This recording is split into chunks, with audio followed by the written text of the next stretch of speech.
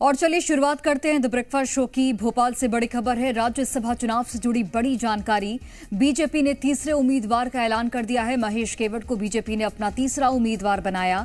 मीनाक्षी नटराजन के सामने बीजेपी ने उतारा महेश केवट को। और मछुआ कल्याण बोर्ड के अध्यक्ष हैं महेश केवट। वर्तमान में राज्यसभा की तीसरी सीट पर मुकाबला रोचक हो चुका है। मीनाक्षी और महेश केवट आज नामांकन भरने वाले हैं।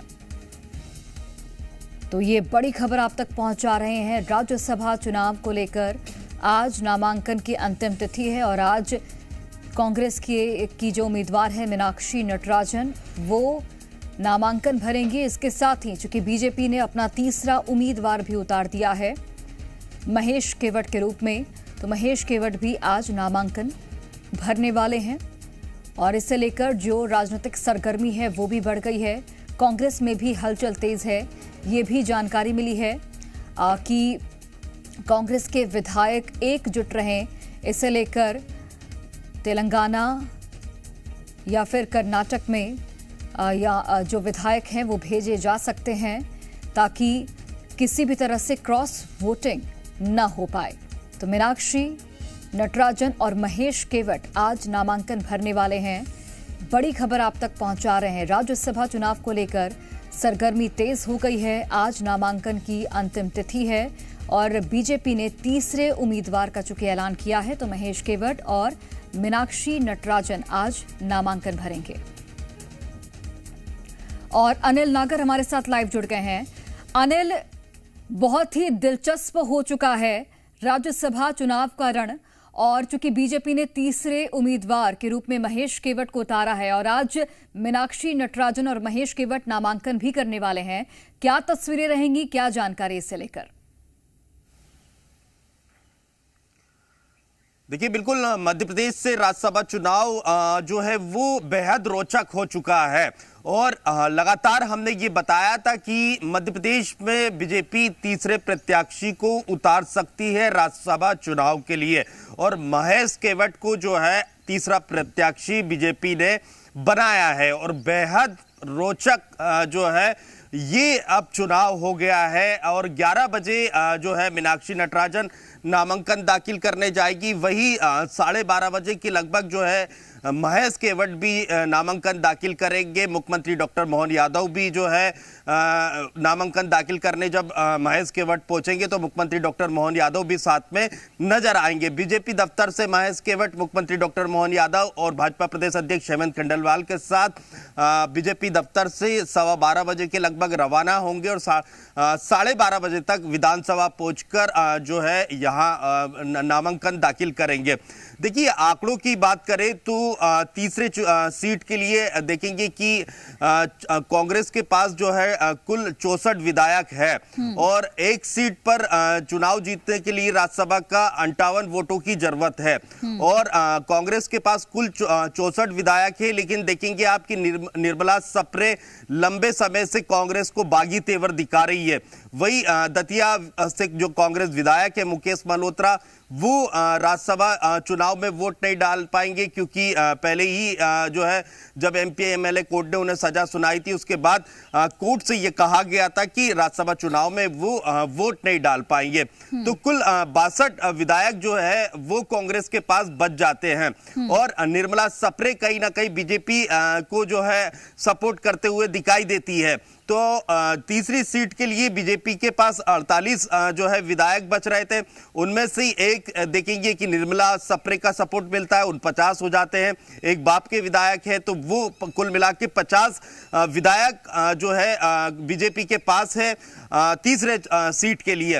अब 8 विधायकों की जो है और जरूरत बीजेपी को है। और जानकारी ये है सूत्रों से 14 से 15 कांग्रेस के विधायकों से विधायक कांग्रेस के बीजेपी के संपर्क में हैं। और कल रात को भी बड़ी बैठक जो है बीजेपी में हुई है और कुछ विधायकों से भी संपर्क किया गया है। और यही वजह है कि अब कांग्रेस जो है कांग्रेस के तमाम जितने विधायक हैं उन्हें तेलंगाना या कर्नाटक शिफ्ट करने के तैयारी में जुट गई है आज। ठीक है अनिल, रोकना चाहूंगी यहाँ पर, चूंकि आप भी जानकारी दे रहे हैं। और इसी बीच एक और बड़ी खबर है, बीजेपी के संपर्क में 14 से 15 कांग्रेस के विधायक हैं। सूत्रों के हवाले से ये बड़ी खबर आप तक पहुंचा रहे हैं। कांग्रेस की मुश्किलें आने वाले वक्त में बढ़ने की संभावना। राज्यसभा की तीसरी सीट कांग्रेस हार सकती है, क्योंकि कांग्रेस के पास 64 विधायक है, 58 विधायक चाहिए होते हैं। और बीजेपी के संपर्क में 14 से 15 कांग्रेस के विधायक हैं, ये सूत्र जानकारी दे रहे हैं। तो ऐसे में बीजेपी को चूंकि 8 विधायकों की जरूरत है और 14 से 15 जो कांग्रेस के विधायक हैं वो अगर बीजेपी के संपर्क में है तो कांग्रेस की मुश्किलें बढ़ सकती हैं। अनिल लगातार बने हुए हैं। अनिल, चूंकि आप भी जानकारी दे रहे हैं कि 14 से 15 जो कांग्रेस के विधायक हैं वो बीजेपी के संपर्क में हैं, लेकिन कांग्रेस ने भी तैयारी की है और तेलंगाना और कर्नाटक जो विधायक हैं कांग्रेस के, उन्हें भेजा जा रहा है ताकि एकजुटता जो है वो बनी रहे।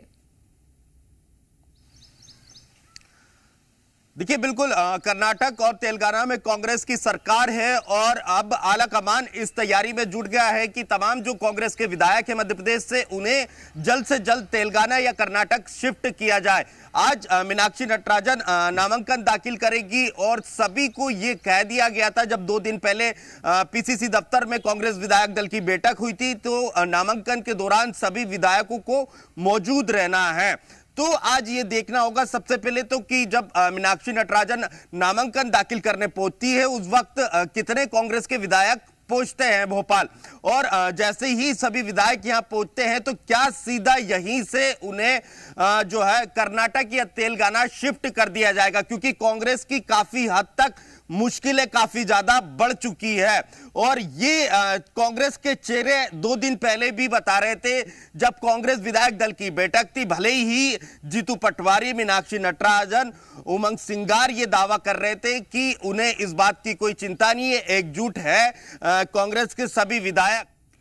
ठीक है अनिल, लौटते हैं आपके पास। तो एमपी कांग्रेस से जुड़ी इस वक्त की बड़ी खबर, कांग्रेस के विधायक दूसरे राज्य में शिफ्ट होंगे। कांग्रेस विधायकों की बाड़ेबंदी होगी। बीजेपी का तीसरा उम्मीदवार आने से कांग्रेस में हलचल तेज हो गई है। तेलंगाना या फिर कर्नाटक, इन 2 राज्यों का जो जिक्र है वो किया जा रहा है जहां पर कांग्रेस के विधायक भेजे जाएंगे। तेलंगाना और कर्नाटक में चूंकि कांग्रेस की सरकार है तो ऐसे में ये सेफ जगह मानी जा रही है। तेलंगाना प्रदेश की प्रभारी भी हैं मीनाक्षी नटराजन, जो कि कांग्रेस की राज्यसभा की प्रत्याशी हैं। और आज जब नामांकन दाखिल होगा तो उस वक्त क्या तस्वीरें निकलकर सामने आती है वो भी देखना बेहद महत्वपूर्ण होगा। हालांकि कांग्रेस ने तैयारी कर ली है कि उनके विधायक एकजुट रहें और यही वजह है कि कांग्रेस के विधायकों को तेलंगाना या कर्नाटक भेजने की तैयारी कर ली गई है। और तेलंगाना और कर्नाटक में चूंकि कांग्रेस की सरकार है तो ऐसे में इन दोनों राज्यों में कांग्रेस के विधायक भेजे जाएंगे।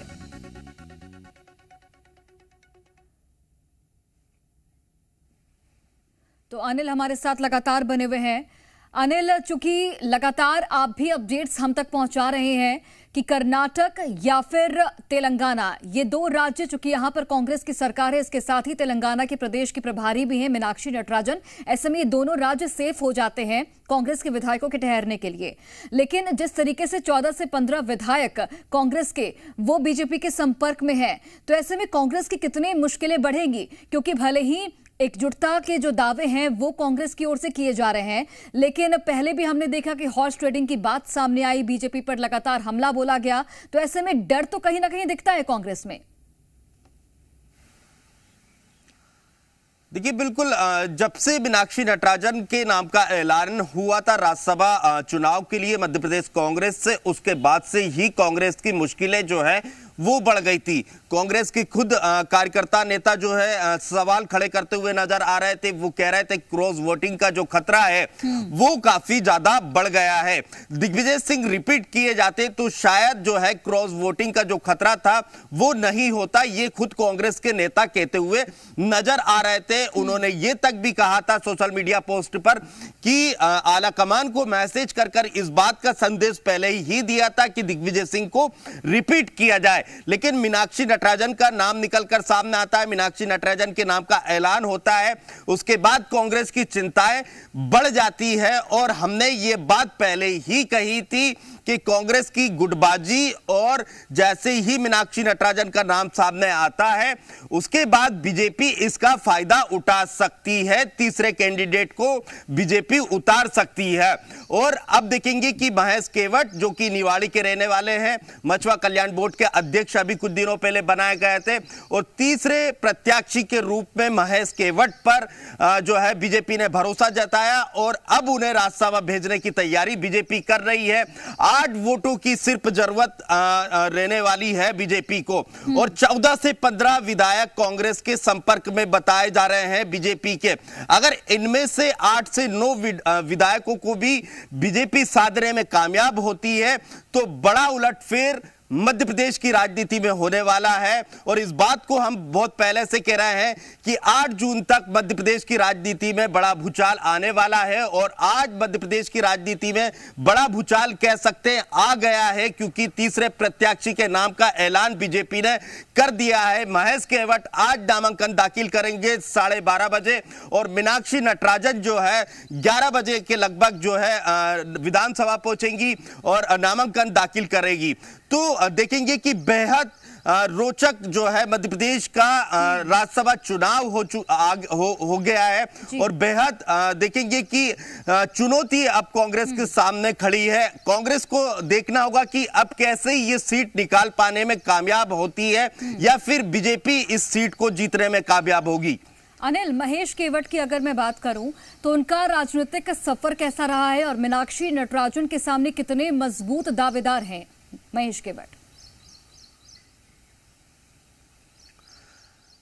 देखिए, एक रजनीश अग्रवाल के नाम का ऐलान कर बीजेपी ने चौंका दिया था। रजनीश अग्रवाल ने भी कभी नहीं सोचा था कि उन्हें बीजेपी राज्यसभा प्रत्याशी बना सकती है। हाँ। जिस दिन उनके नाम का ऐलान हुआ था बहुत भावुक नजर आए थे, क्योंकि बहुत ही सामान्य कार्यकर्ता थे वो पार्टी के, लंबे वक्त से पार्टी के लिए मेहनत कर रहे थे। ऐसे ही देखेंगे महेश केवट की बात हम करते हैं तो सामान्य कार्यकर्ता रहे, लंबे वक्त से बीजेपी के लिए काम किया है और मेहनत बीजेपी के लिए कड़ी उन्होंने की है, और उसके बाद उन्हें हाल ही में जो है मछुआ कल्याण बोर्ड का अध्यक्ष बनाया गया था। लेकिन अब सीधे उन्हें राज्यसभा भेजने की तैयारी हो रही है। तरुण चुग नामांकन दाखिल करने से पहले जब भोपाल एयरपोर्ट पर पहुंचे थे तो मैंने उनसे एक सवाल पूछा था, क्या आप तीसरे प्रत्याशी को मध्य प्रदेश में उतारेंगे राज्यसभा के लिए? तो उन्होंने एक बात कही थी कि ये रणनीतिकार जो है हमारे तय करेंगे, यानी कि रणनीति दिल्ली से बनाई जा रही थी। और देखेंगे तरुण चुग आते हैं और वो कहते हैं रणनीतिकार तय करेंगे, यानी दिल्ली से पूरी रणनीति बनाई जा रही थी। इधर मध्य प्रदेश में मुख्यमंत्री डॉक्टर मोहन यादव कल इंदौर में इस बात का पहले ही संदेश दे चुके थे कि तीसरी सीट आएगी नहीं तो कहां जाएगी, भले ही मजाकिया लहजे में उन्होंने कहा था, लेकिन रणनीति पहले से ही बनाई जा रही थी। खुद महेश केवट को यह बात कल पता चली होगी जब उनके नाम का ऐलान होता है कि उन्हें तीसरा प्रत्याशी बनाया जा रहा है। तो मीनाक्षी नटराजन के सामने चुनौती बहुत बड़ी है ना, महेश केवट नाम चुनौती नहीं है, क्योंकि बीजेपी की जो रणनीति है वो बहुत बड़ी चुनौती मीनाक्षी नटराजन के सामने है, क्योंकि दिल्ली से लेकर मध्य प्रदेश और मध्य प्रदेश से लेकर दिल्ली दोनों जगह जो है रणनीति बनाई गई है, तभी जाकर तीसरे प्रत्याशी के नाम का ऐलान किया गया है। देखिए, बीजेपी बहुत आसानी से कुछ नहीं करती, और जब करती है तो बड़े कॉन्फिडेंस के साथ करती है, और कॉन्फिडेंस जो है वो कहीं ना कहीं मुख्यमंत्री डॉक्टर मोहन यादव का कल देखने को मिल रहा था। इंदौर में जिस तरह से उन्होंने कहा था कि तीसरी सीट आएगी नहीं तो कहां जाएगी, यानी कि रणनीति बनाई गई है। और जो सूत्र बता रहे हैं कि 14 से 15 कांग्रेस के जो विधायक है वो बीजेपी के संपर्क में है, तो कांग्रेस की मुश्किलें जो है वो काफी ज्यादा बढ़ चुकी है। मीनाक्षी नटराजन की मुश्किलें काफी ज्यादा बढ़ गई है। हालांकि मीनाक्षी नटराजन के अपने एक अलग अनुभव है, लंबे समय से पार्टी के लिए काम कर रही है, तेलंगाना की वो प्रभारी है, जहां पर देखेंगे कि कांग्रेस की सरकार है वहां पर प्रभारी है। लेकिन यहां देखना होगा मध्य प्रदेश में मीनाक्षी नटराजन अपने चुनाव को कैसे निकालती है। देखेंगे एक और कि 2 दिन पहले जब कांग्रेस दफ्तर में विधायक दल की जब बैठक होती है तो वहां पर जो है कमलनाथ बैठक में शामिल होने नहीं पहुंचे थे। लेकिन मीनाक्षी नटराजन ये कहते हुए नजर आ रही थी कि फोन के जरिए वो जुड़े हैं और सबको एकजुट रहने के लिए कहा है। लेकिन आप देखेंगे कि सोशल मीडिया पर जो है कई बधाई संदेश देते हुए कमलनाथ जो है 24 घंटों तक दिखाई नहीं देते, जबकि मीनाक्षी नटराजन मुलाकात कर आ जाती है उनसे। उसके बावजूद सोशल मीडिया पर कमलनाथ उन्हें बधाई संदेश नहीं देते हैं। ये कयास लगाए जा रहे हैं कि कहीं ना कहीं दिक्कतें खड़ी होने वाली है। मध्य प्रदेश गुटबाजी जो मध्य प्रदेश के कांग्रेस में है और उसका खामियाजा मीनाक्षी नटराजन भुगत सकती है, क्योंकि आप देखेंगे कि कमलनाथ का अपना एक अलग गुट मध्य प्रदेश में नजर आता है, उमंग सिंगार का अपना एक अलग गुट नजर आता है, जीतू पटवारी का अपना एक अलग गुट आता है। और इन्हीं गुटबाजी का शिकार जो है कहीं ना कहीं कह सकते हैं कि मीनाक्षी नटराजन हो सकती है। भले ही ये तीनों दावा करे कि हम एक है, एकजुट होकर चुनाव लड़ेंगे और सभी विधायक जो है एकजुट है, तो अगर एकजुट है तो फिर तेलंगाना और कर्नाटक ले जाने की नौबत क्यों आ रही है। और ये बहुत पक्की खबर है कि तेलंगाना कर्नाटक जो है सभी विधायकों को शिफ्ट किया जाएगा। तेलंगाना की उम्मीदें सबसे ज्यादा इसलिए मानी जा रही है क्योंकि मीनाक्षी नटराजन तेलंगाना की प्रभारी भी है। लेकिन देखना होगा कि कब तक जो है इन कांग्रेस विधायकों को तेलंगाना या कर्नाटक शिफ्ट किया जाएगा। बिल्कुल अनिल, बहुत ही रोचक ये चुनाव हो चुका है और आज चूंकि जब नामांकन होगा उस वक्त क्या महत्वपूर्ण तस्वीरें देखने को मिलती हैं वो आपके जरिए हम दर्शकों तक पहुंचाएंगे। फिलहाल अनिल, बहुत धन्यवाद आपका।